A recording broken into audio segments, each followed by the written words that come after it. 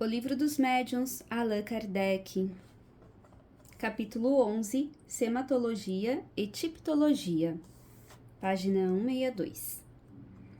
Linguagem dos sinais e das pancadas. Tiptologia alfabética. Linguagem dos sinais e das pancadas, item 139. As primeiras manifestações inteligentes foram obtidas por meio de pancadas, ou melhor, da tiptologia. Esse meio primitivo de comunicação era o despertar do processo e oferecia apenas recursos bastante limitados. As comunicações ficavam reduzidas a respostas monossilábicas, sim ou não, de acordo com um número convencionado de pancadas. Mais tarde, conforme já dissemos, esse método foi aperfeiçoado. Para se conseguir as pancadas, geralmente é preciso que o médium possua uma certa aptidão para as manifestações de efeitos físicos. Assim, por meio de médiuns especiais, as pancadas podem ser obtidas duas maneiras que serão descritas a seguir. A primeira, que poderíamos chamar de tiptologia basculante, consiste no movimento da mesa, que se levanta apenas de um lado e cai batendo com um dos pés. Basta para isso que o médium coloque as mãos sobre a borda da mesa.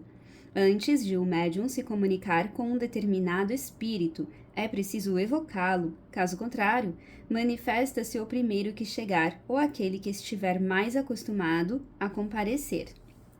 Depois de combinado que uma batida significa sim e duas significam não, ou vice-versa, o que é indiferente, podemos dirigir as perguntas ao espírito. Mais tarde veremos quais as perguntas que devem ser evitadas. O inconveniente deste método está em perceber respostas breves, concisas, e na dificuldade de formular a pergunta, de tal forma a receber como resposta um sim ou um não. Suponhamos que se pergunte ao espírito o que você deseja. Ele poderia responder a essa pergunta utilizando uma frase. Então, é preciso perguntar: você deseja isso? Não? Deseja aquilo? Sim, e assim por diante. Observação: tiptologia é a linguagem das pancadas, é a forma de comunicação dos espíritos, obtida por intermédio de pancadas sucessivas. Item 140. É interessante notar que quando se emprega o método da tiptologia, o espírito usa também uma espécie de mímica, ou seja, ele manifesta a energia da afirmação ou da negação pela força das pancadas. Exprime assim a natureza dos sentimentos que o animam, a violência por meio de movimentos bruscos, a cólera e a impaciência por meio de pancadas fortes e repetidas, como alguém que bate os pés com raiva, chegando às vezes a jogar a mesa no chão. Se for um espírito amável e delicado, ele inclina a mesa do início e no fim da sessão, como se estivesse saudando alguém. Se quiser se dirigir diretamente a um dos assistentes, ele move a mesa em sua direção com brandura ou violência, conforme queira demonstrar afeição ou antipatia.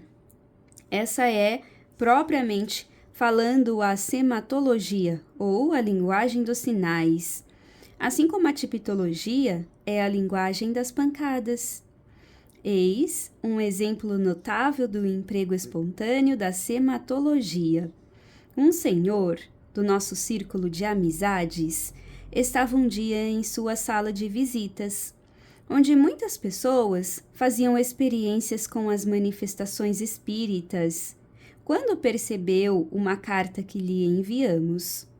Enquanto ele lia a carta, a mesinha de 3 pés, que servia para as experiências, veio subitamente e colocou-se ao seu lado.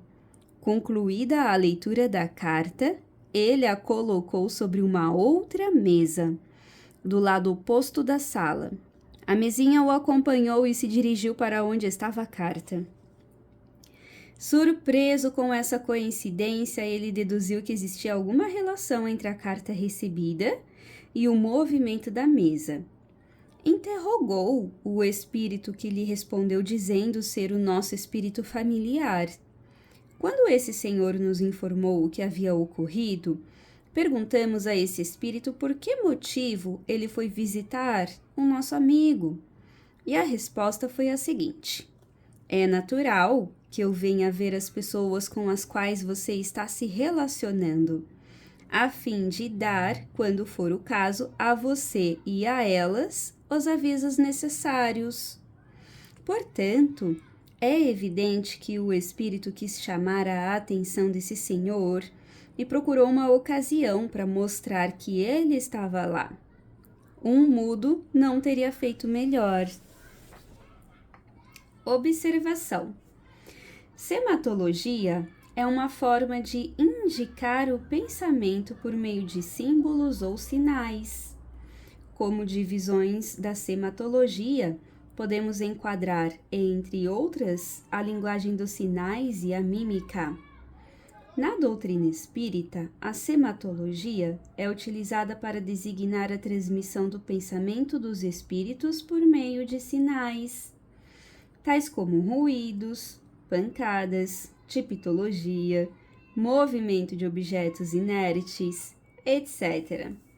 Tipitologia alfabética, item 141. A tipitologia não demorou a se aperfeiçoar e se enriqueceu utilizando um meio de comunicação mais completo, ou seja, a tipitologia alfabética. Trata-se de uma técnica em que cada letra do alfabeto é indicada por um número de pancadas.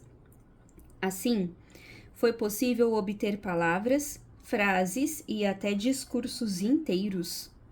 De acordo com esse método, a mesa dá tantas pancadas quantas forem necessárias para indicar cada letra, ou melhor, uma pancada para a letra A, 2 pancadas para a letra B e assim por diante. Enquanto isso, uma pessoa vai escrevendo as letras à medida que elas vão sendo obtidas pelas pancadas sucessivas. O espírito indica o fim do ditado, por meio de um sinal previamente combinado. Como se vê, esse procedimento é muito demorado e exige um longo tempo para se obterem comunicações com uma certa extensão. Mesmo assim, existem pessoas que têm a paciência de utilizar esse método para obter ditados de muitas páginas. Entretanto, a prática encontrou meios para abreviar o processo, o que permitiu trabalhar com mais rapidez. O meio mais utilizado consistia em dispor sobre a mesa as letras do alfabeto e os números de 0 a 9, indicando as unidades.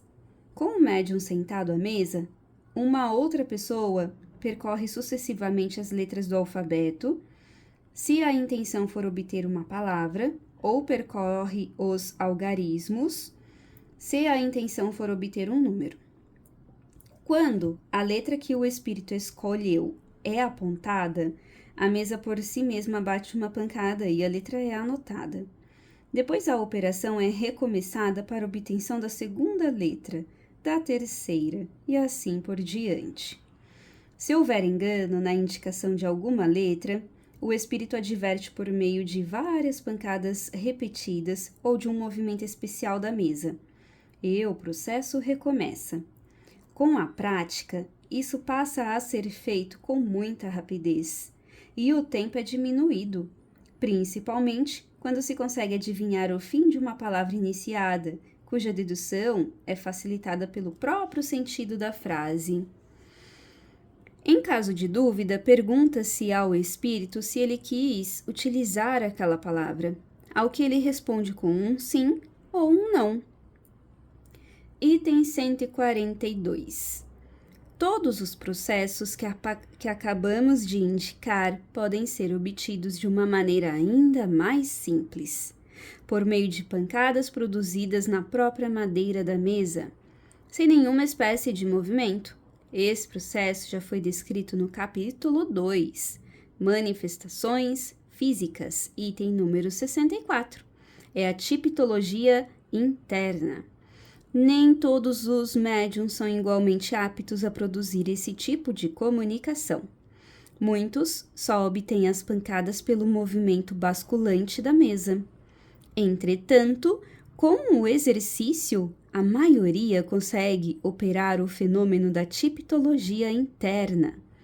Esse método tem a vantagem de ser mais rápido e de se prestar menos à desconfiança, pois no método basculante, a inclinação da mesa pode ser atribuída à pressão voluntária que os médiuns podem exercer sobre ela. É bem verdade que as pancadas no interior da madeira também podem ser imitadas por médiuns de má fé. Mas as melhores coisas também podem ser imitadas e que nada prova contra elas. Ver capítulo 28, Fraudes e Mistificações. Quaisquer que sejam os aperfeiçoamentos que possam ser introduzidos no método da tipologia, ele jamais poderá atingir a rapidez e a facilidade que apresenta a escrita produzida diretamente pela mão do médium. Essa é a razão pela qual a tipologia hoje é tão pouco empregada. Mas, mesmo assim, ela é muito interessante quanto ao aspecto do fenômeno em si, principalmente para os novatos, pois ela tem a vantagem de provar, de maneira indiscutível, a absoluta independência que existe entre o espírito que se manifesta e o pensamento do médium. Muitas vezes se obtém, com o método da tipologia, respostas tão inesperadas, tão surpreendentes, que é preciso uma prevenção muito obstinada, para que os assistentes recusem a evidência do fenômeno.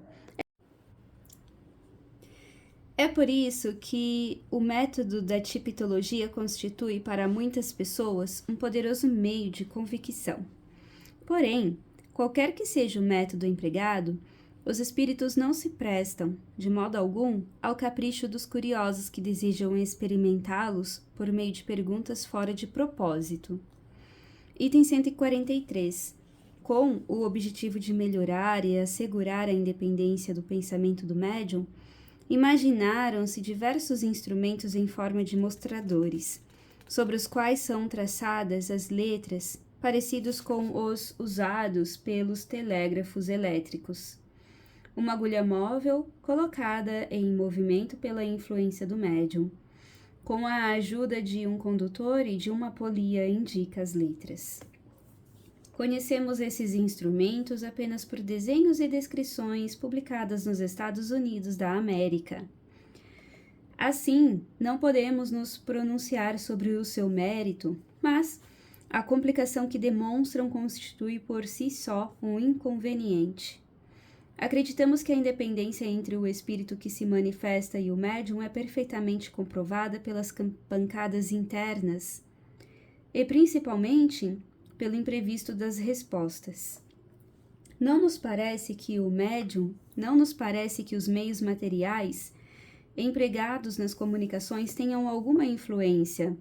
Além disso, os incrédulos, sempre dispostos a ver em todas as coisas armadilhas e preparações, ficam ainda mais inclinados a desconfiar que nestes instrumentos exista um mecanismo especial, do que numa simples mesa desprovida de todo e qualquer acessório.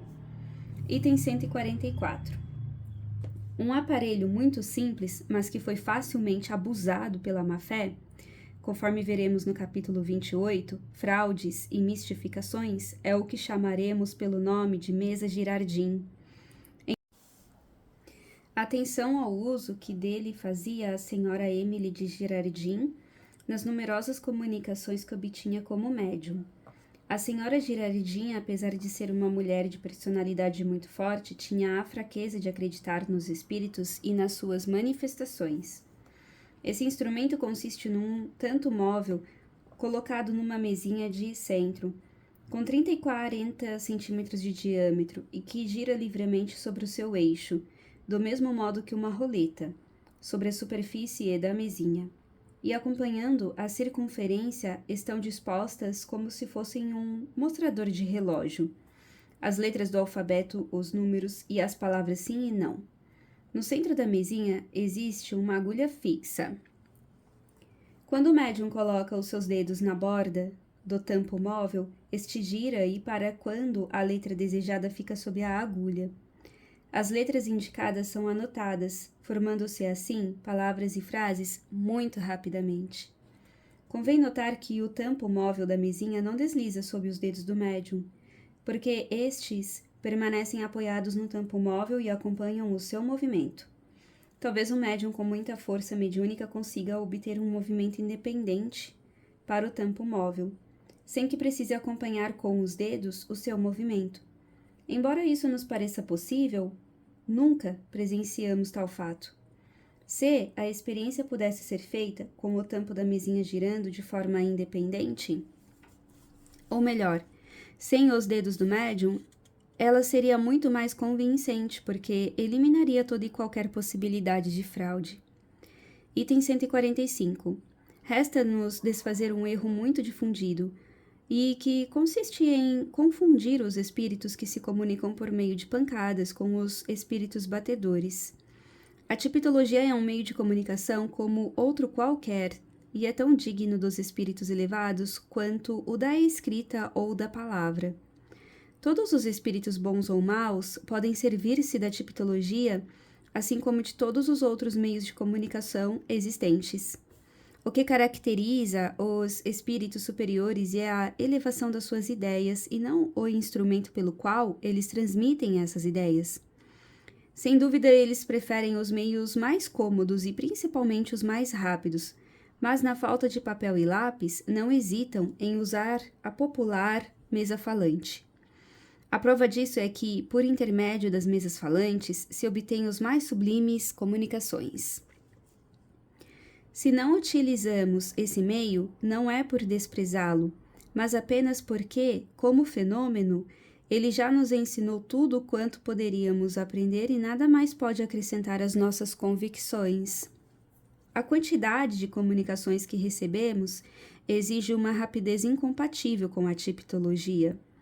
Assim, nem todos os espíritos que se manifestam por pancadas são espíritos batedores. Essa expressão deve ser reservada àqueles espíritos a quem podemos chamar de batedores profissionais, e que por esse meio têm prazer em empregar peças para divertir as pessoas e causar aborrecimentos com os seus atos inconvenientes. Algumas vezes podemos esperar da parte deles coisas espirituosas, mas nunca coisas profundas. Portanto, seria perder tempo fazer a eles perguntas com algum alcance científico ou filosófico. A ignorância e a inferioridade que são típicas dos espíritos batedores levam os outros espíritos com a justa razão a qualificá-los de brincalhões ou palhaços do mundo espiritual.